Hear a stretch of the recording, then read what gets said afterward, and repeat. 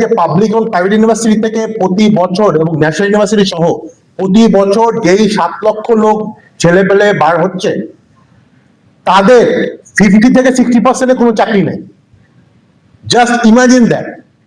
তো এরা তো আসলে বেসিক্যালি মানে এই এই এই শক্তিটাই কিন্তু আসলে জুলাই অভ্যুত্থান করেছিল, তাই না? কারণ তাদের যে বঞ্চনা, যে তারা পড়াশোনা করছে, বাবা মার টাকা যাচ্ছে, সময় যাচ্ছে, তারা একটা রাষ্ট্র তাদেরকে কোনো চাকরি দিতে পারছে না, কোনো সুযোগ দিতে পারছে না, এই বঞ্চনা থেকেই কিন্তু আসলে জুলাই অভ্যুত্থান হয়েছিল, মানে শুরু হয়েছিল অ্যাটলিস্ট। তারপরে তো আমাদের সমাজের বিভিন্ন সেক্টরে সবাই আসলে, আমরা ব্যবসায়ীরাও আসলে একটা পর্যায়ে এখানে মানে জড়িত হয়েছিলাম।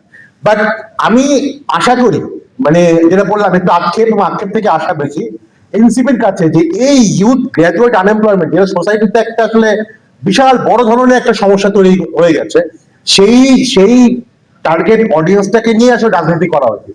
আমি দেখি না কোনো কাউকে এখনো এদেরকে নিয়ে, এদের অ্যাসপিরেশনকে নিয়ে রাজনীতি করা। At the end of the রাজনীতি হচ্ছে মানে মানুষের চাওয়া পাওয়া, মানুষের আকাঙ্ক্ষা, তাই না? মানে একটা সোসাইটির একটা সবচেয়ে প্রোডাক্টিভ অংশ, সবচেয়ে এনার্জেটিক অংশ কোনো কিছু করার নাই, তারা দেখা যাবে যে কি অনলাইনে জুয়া খেলে। অনেকে, এটা অফকোর্স আমরা সবাই জানি, অনলাইনে জুয়া খেলা প্রত্যন্ত খারাপ জিনিস, একটা ক্রিকেট বেটিং করে, এই করে ওই করে।